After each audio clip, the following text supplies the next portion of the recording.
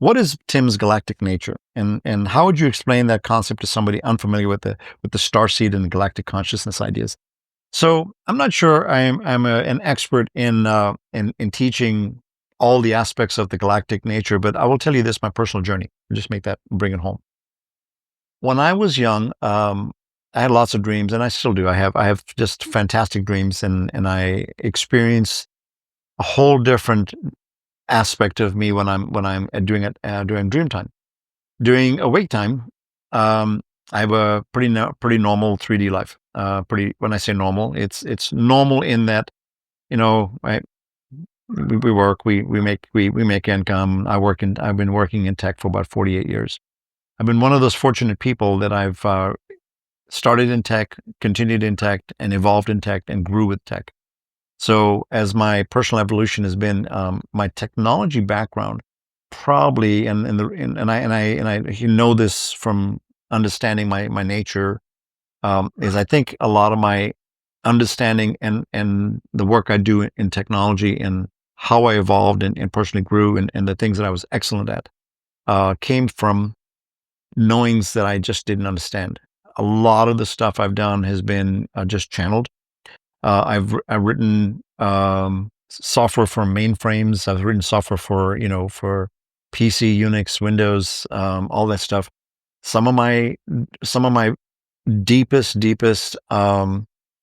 creations came from somewhere else. There were awarenesses, and I know things. When I experience things, I know things just without even knowing, without knowing where it comes from. I'm self-taught. Most of my education has been on the job. I've been in a place of just learning by doing and being smart and being street smart. And as a result, my evolution is maybe propelled, I guess. But I'll be honest with you, my galactic nature came from my understanding of my dream time, and other people saying, "Hey Tim, did you know you're doing this?" And then it's more than one person. Several people will say similar things, and I start connecting the dots in terms of what that is. Now, what does that mean? I think we all have an aspect of ourselves that come from somewhere else, and those other places that we come from. I'm not just from Sirius. I'm most recently from Sirius, and the journey and the cycles I've done in Sirius. I've done both journeys. I've done Series A and I've done Series B. Julie and I have had a lifetime in Series B as aquatic animals. We know this because it came through dream time.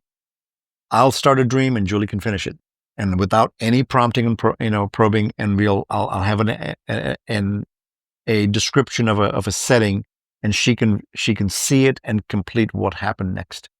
We've done that in many different times in our awarenesses of our journey together. So that's brought awarenesses of our lifetimes are not the ones that we are living in this shell of a skin suit. It's really goes to many eons of lifetimes in other suits, in other galaxies, and other galactic roles. Some of the roles are laborious and just being a watch a guard on a watch on in lands of in Greece, and other times it's being in the emperor's temples, high position roles. We've done various things of various types, and a lot of that has just become awarenesses through both, like I said, dream as well as awarenesses that come to us. So now, why is it important? I guess I never really understood the importance of what I do on this planet until I had an experience one time, and I'll share this with you. It was brought to my attention and I did not know this until it was brought to my attention that I was having a really bad day at work. I was sitting in my office and having horrible experience for the day. Probably top of the one of the most bad experiences for the year. I had people I trusted were out of alignment, and they were, mm, let's just say, backstabbing. There was a lot of what I call stuff going on in my 3D life. And what I realized was that it is obviously a very emotional experience and very difficult experience. Unfortunately, I was let's just say, not entangled to the point where I was like completely broken down from that. I was really just trying to go, well, why did that happen? And try to analyze and figure it out. And then that same afternoon, a friend of mine who is super connected and tapped in, she said, "Look, you work on ship, right?" And I said, "Yeah, I've been told that, and I have dreams about that. I have roles. I'm not quite sure what I do." She said, "Well, um, you have a pretty important role on ship, and it's with the Ashtar Command. And one of the ships, I have command responsibility for the ship, and she's munitions officer. And as we were leaving one planet out of the solar system, there was another one of our um, let's just say sister ships that turned around and attacked and shot up our bridge." And I went, "Wow, and I said, "Well, what does that what does that mean?" I mean, I didn't connect the two dots. I didn't connect my experience as below with the as above thing. And that's when she went deeper into this. She said, "Well, what happened was there was a she didn't use a word that came to my mind, but she used a word that implied that there was a treason or a some sort of a mutiny that happened on the other ship, and I went, wow, that ship went rogue, and they're a galactic federation, and why the hell did that happen?" And I went, "I don't understand what happened." And then Julie went, "Wait a minute, what she was getting was they were not rogue. What they were doing is they were defending the laws of the cosmic laws that they're here to defend. And what was happening is I had been infiltrated. I had been given information through command that had been tainted, and I was following orders, and I was following just like a good sergeant, a good officer, just following rules. But in reality, is what I didn't do is I didn't go through my own filters of discernment.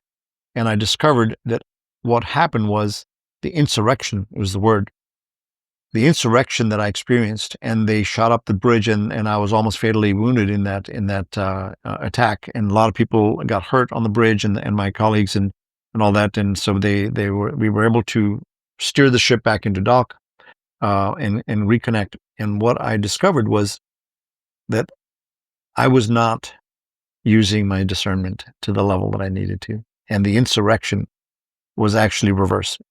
It was the team that was attacking were holding the cosmic laws and the cosmic they were using their discernment to assess whether or not I was in alignment, and what we were doing was going to be detrimental to the greater cause. Now, all that stuff, where the hell did all that come from? This is connecting the dots. You got to pay attention. Yeah, if you just live your life in a 3D world and you go, "I had a bad day," maybe you have an as above, so below experience, and you need to tap into what that is and how that comes together. So that's one example. Um, I had another example when I was about 12 or maybe, yeah, about 12 or 13 years old. I was living in Pakistan, or should I be more appropriate to say in Pakistan, where we grew up. My dad was a military officer there, and I was living in a bungalow. And for many, many nights, I would have these dreams of a helicopter that come in and park itself right over the gardens in the house, and I'd get out of my bed and I'd leave, and I knew I was still asleep, but I was still also traveling. So there's some sort of a astral projection going on where I was physically left the body, and I climbed up the rope ladder of the ship, climbed on ship, and went on journey. And the helicopter was like the old days, like if you remember the mash, glass bubble helicopters that were in the Vietnam War and in that era. So it's all glassed up, but in MASH, you've got the tailwinds and you got the rudder and you got the props and all that. But what I found I was in on ship is I was experiencing complete glass 360 enclosure, and nothing above or below. And I didn't realize that until I got older and I started reanalyzing those dreams, because these are recurring dreams. These weren't just one time. So I discovered that I was traveling across the cities and the towns where I lived.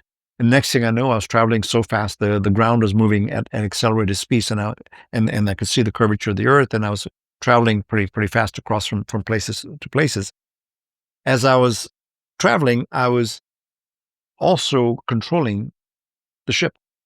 I didn't realize this, but I realized that now that I was in early training in my dream time on how to relearn what I already knew, which was in other lifetimes where I've been piloting ships and been in wars and been in positions of responsibility. And that was a very, very early thing. I didn't realize that until, probably in my 40s that there's those dreams, interpreted them in the way that I really understand myself better now.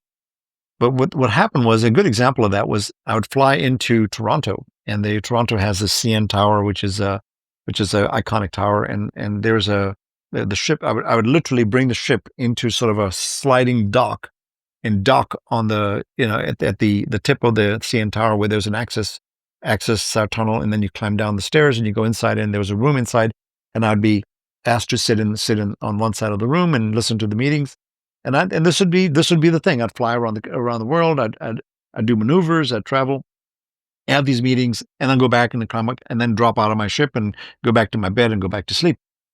And like I said, those were recurring dreams. Realize that those were my galactic natures. This is my awareness, my dream time, and my. It wasn't lucid dreaming. It was astral traveling, and me leaving my body to be in training. And I've been later in my years. I've discovered all my dreams. I've had many, many, many, many dreams of being either on the light side or on the dark side, trying to infiltrate um, let's just say the negatives to bring better alignment to planet Earth, and in terms of being on portals, not portals, on gateways in and out of the on this planet. So I've had dreams that have taught me a lot of what my galactic nature has been, and that's really part of what I've experienced. I got so many more experiences. So it's got to the place where the people that know me here in Sedona, I'll go out on a UFO watching tour. It's cloudy skies, and I'll sit down and with the team, and just do a meditation, and next thing you know, you've got there's a hole opened up in the cloudy skies, and the UFO tour is now having a wonderful experience of seeing a bunch of ships. As a matter of fact, Melinda Leslie, is an abductee and does tours here, she still talks about it. That I know this guy in Sedona who's can bust open the clouds and UFOs show up for him.